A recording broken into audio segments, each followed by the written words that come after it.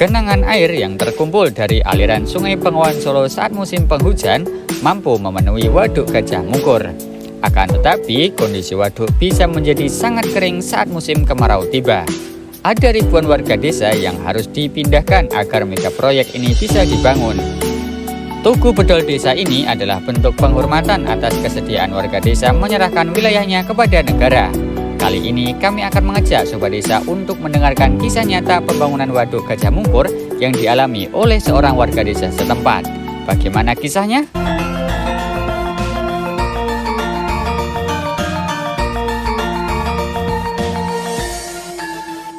Alhamdulillah kita sudah bertemu lagi dengan dua beliau yang keren-keren ini. Sekarang kalau episode lalu kita sudah perjalanan, nah sekarang kita akan masuk ke sesi wawancara eksklusif dengan saksi sejarah dan juga operator terbaik ya waktu pembangunan waduk ya Pak ya. Keren banget. Kalau Pak Sekdes dulu pas pembangunan usia berapa Pak? Belum lahir. Oh belum lahir. Oke. Kalau desanya udah usia 3 zaman dari Masya Allah. Oke. Bagaimana kelanjutannya? Ikuti terus video ini sampai selesai. saksi nyata orang. Nah, Sobat Desa, alhamdulillah kita sudah bertemu nih sama Bapak Kepala Desa Pokok Kidul ya Pak ya? Iya. Pokok Kidul dengan didampingi Bapak siapa kalau boleh tahu Pak? Namanya Pak? Bapak Agus sebagai Sekretaris Desa dari Desa Pokok Kidul yang sudah menerima cerita desa Indonesia dengan baik. Nah, Pak Pak Puryanto ya? No. Wuryatno. Oke, Bapak Puryatno didampingi oleh Bapak Sekdes. Ini mohon izin Bapak, kami dan penonton Sobat Desa di berbagai wilayah di dunia, termasuk di Indonesia utamanya Pak, ini pengen tahu tentang cerita zaman dulunya dibangunnya Waduk Gajah Mungkur Pak. Iya. Seperti itu. Oke, monggo Pak. Anggi, yang jelas Gajah Mungkur ini atau yang dikenal oleh Bengawan Solo itu memang kalau rendeng, bahasa rendengnya hujan melimpah yang luar biasa sehingga banyak korban-korban. Kalau melimpah banjir itu banyak korban-korban yang mana ada yang sapinya hilang, ada yang kandangnya hilang dan rumahnya, sehingga terbentuklah inisiatornya adalah Bapak Soeharto kalau nggak salah waktu itu, zaman Orde Baru, sehingga kali yang semula dari Bengawan Solo dan Keduang yang menjadi satu di sini, Tempuk nek bahasanya, bahasa Jawanya kali Tempuk inilah dibuatkan bendungan sehingga terjadilah bendungan dan bedol desa. Kalau nggak salah waktu itu desanya 46 desa kalau nggak salah, 7 kecamatan kalau nggak salah. Rame-rame bedol desa waktu itu mendapat ganti rugi. Namanya waktu itu belum ganti untung, tapi ganti rugi itu sudah luar biasa, dalam arti ganti besar sekali di dalamnya, sehingga untuk modal hidup di Sumatera sana atau namanya nanti Mas Lampung ya Mas, ya, Jambi ya, itu banyak sekali orang-orang yang sukses di hidupnya di sana. Walaupun keberangkatnya yang meninggalkan utah darah itu ya memang berat Mas. Waktu itu ya rame-rame naik kapal sampai ada patung bedol desa yang menggambarkan selamat tinggal jalan, selamat jalan di dalam desaku. Itulah bahwa Bengawan Solo di Bendung itu karena banjir yang luar biasa tahun 60-an 5, yang intinya di Bendung adalah 3 fungsi. Jadi fungsi pertama adalah pengendalian banjir, yang kedua adalah irigasi sampai ke Sukoharjo itu, makanya Sukoharjo itu makmur, kalau di Wonogiri itu sukses hanya Bendung. Itulah yang dinamakan. Yang ketiga adalah fungsinya PLTA. Inilah 3 fungsi ini yang menjadikan Bengawan Solo mempunyai manfaat di situ. Sehingga sampai saat ini Bengawan Solo yang intinya dari Gunung Seribu, yang itu bening sekali Mas airnya, kalau di Keduang itu sedimennya tinggi sehingga perlu agar lestari di dalam bendungan ini, karena kalau tidak diatasi ini sedimen akan memenuhi bendungan sehingga tidak terjamin sampai ke anak cucu. Untuk itu dibuatkanlah closer deck dari antara kali Keduang ini. Kali Keduang ini yang terutama sedimen yang tinggi, sampur sampah dan lumpur. Tetapi kalau yang dari Bengawan Solo Gendung Seribu itu memang jernih. Tapi kalau dari Lawu ya Mas Kono ya. Lawu yang sungainya adalah Keduang itu sedimennya tinggi. Oh begitu. Nah, carane walete gede ngono cara Jawane. Sehingga perlu sedimen, perlu closer deck, perlu penanggulangan di dalam mengatasi sampurnya atau sedimennya. Itulah yang terjadi di Bengawan Solo. Bapak. Siapa? Berarti kalau Bengawan Solo itu hulunya di Pegunungan Seribu yang sini Pak ya? Iya, Bengawan Solonya asli. Sungai satunya dan lagi. satunya adalah Keduang. Oh Keduang itu yang sebelah sana. Ya, dari Bengawan dari timur Lawu ya Pak ya? Arah yang berbatasan dengan Magetan tuh. Betul sekali Bapak. Nah, Mas aja Pak, masih muda soalnya. Iya muda Mas dan Mbak iya. Bapak tadi kan disampaikan bahwa bendungan waduk ini dibangun untuk keselamatan dan kesejahteraan warga sekitar. Itu sekitar tahun berapa Pak? Waktu itu jenengan tahun berapa Pak? 76. Tahun 76 itu Bapak berarti SMA Pak? Saya sudah keluar dari SDM. Oh, ini. Berarti Bapak sempat menyaksikan secara langsung. Oh, saya pekerjanya. Bapak pekerjanya? Saya pekerjanya menjadi operator teladan. Tanyakan. Keren. Oh, keren. Wih, ternyata Pak Wuryanto ini adalah salah satu operator teladan. Operator apa Pak dulu Pak? Operator, saya bisa apa-apa. Semuanya Pak? Dari loader, grader. Masya Allah. Alat berat ya? Alat berat semua. Saya punya SIM dari Menteri. Akhirnya setelah saya teladan, Iya. saya dipindah ke PLTA. Kalau nggak teladan, saya di squishing bahasa Inggrisnya. Diganti gitu Pak. Karena kurang kompeten dipindah. Kompeten, kalau itu saya di PLTA. Oh begitu Pak. Nah, selanjutnya Pak, Bapak punya saudara nggak Pak yang sekarang dipindah ke sana Pak? Karena saya anak tunggal nggak punya saudara. Oh, saudara satu desa ya Pak. Satu desa banyak. Kalau dulu Pak, desa Pokok Kidul ini apakah ada wilayah yang sekarang tergenang? Yang dulunya banyak Pak? Banyak. Oh, kehilangan wilayahnya? Tiga dusun ya?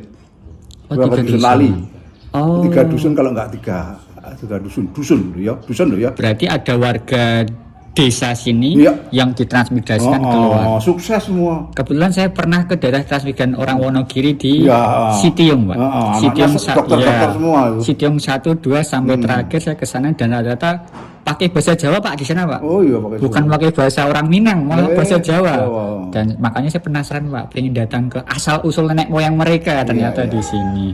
Nah Pak, selanjutnya Pak, kalau di musim kemarau seperti ini kan terkenal surut, kemudian puing-puing zaman dulunya itu kan kelihatan lagi. Kelihatan termasuk apa-apa makam dan lain sebagainya kelihatan. Itu makam nggak dipindahkan Pak zaman dulu Pak? Enggak, langsung di ini ya. Berarti bisa dipastikan orang zaman dulu warganya itu menerima dengan sukarela ya Pak ya? Amin. Dipindah sukarela. Dan sekarang akan meninggalkan utah darahnya bahasanya. Itu ya berat, ada yang menangis ini.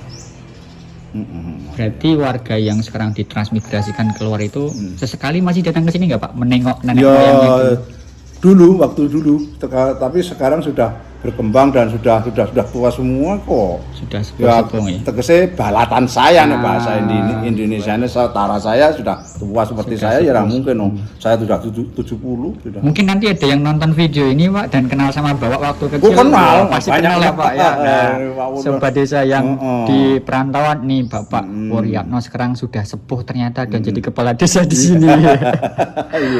Nah, Pak, kalau kita bicara tentang kondisi masyarakat Pak, warga sini rata-rata profesinya apa Pak? Kan kalau kita lihat kalau ada di sini kapal-kapal berhubung tadi ke Genang, sehingga kalau tani tidak mungkin. Tani kan definisinya tani yang minimal 1 hektar lebih ya. Itulah petani. Kalau sekarang hanya buruh tani. Buruh tani, tapi alhamdulillah luar biasa karena ya ada manfaat di bendungan sekitarnya.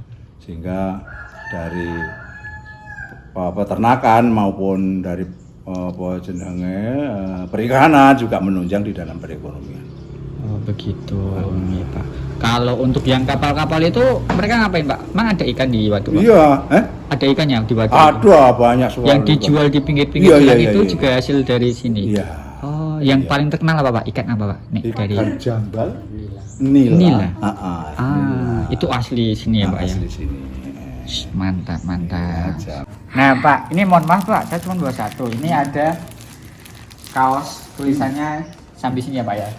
Dan Cerita Desa Indonesia, ini kaos pertama yang kami buat dan kita serahkan ke Pak istimewa. Wuryatno. Pak Wuryatno. Di seluruh Indonesia baru jenengan yang Oh iya. Wah, karena amin. setelah ini Tenang nih. kita buka, Pak. Oh. Monggo. Bersama-sama. Termasuk launching ini, Ya, Pak. Sobat Desa juga tahu nih, ini kaos eksklusif untuk Pak Bapak Kepala Wuryatno. Desa. Ini Sobat Desa nih bajunya seperti ini. Belakangnya Bukan dalam Cerita rangka Desa apa-apa loh ini, Pak. Indonesia. Nah, silakan diterima, Pak. Amin, Kami alhamdulillah, baru terima bisa kasih. ngasih seperti ini. Iya. Doakan kami semoga bisa bercerita di desa-desa lain di Indonesia. Pak. Amin, terima kasih Iya. Bapak. Mas. Itu saya sampean itu putu saya ini. Iya, putu, Pak. Putu, Pak. Oh, cucunya Bapak seumuran segini? Ya, di UGM ya, UGM. Oh, saya UNJ, Pak. UGM sih. Sampingnya UGM. UGM. UGM Luru. Oh, siap. Masya Nah, Sobat Desa, kaos sudah diberikan kepada beliau. Jadi, Sobat Desa, semua kaos yang bergambar seperti ini, yang punya pertama kali adalah Pak Bapak Kepala Wuryatno. Desa. Oke, selanjutnya kita akan share, siapapun yang mau nanti bisa hubungi kami, dan semoga cerita yang kita dapatkan dari desa ini bermanfaat nih Pak. Amin. Bagi generasi muda, bagi generasi yang akan datang, biar tahu sejarahnya Sejarahnya seperti apa? termasuk nilai-nilai kearifan lokal itu Amin. biar enggak Ya. hilang. Tidak kehilangan. Iya, apalagi sekarang kan zamannya zaman modern, Pak. Itu dia cerita dari Desa Pokok Kidul. Sampai jumpa di cerita desa lainnya. Tetap semangat dan ikuti cerita desa Indonesia. Pak, kami ada jadwal, Pak. Kalau saya bilang cerita desa Indonesia, jawabannya adalah satu desa sejuta cerita. Gitu, Pak. Ya, Pak. Oke ya, kita coba. Cerita desa Indonesia, Satu desa, sejuta cerita. Dadah. Iya, Oke. iya.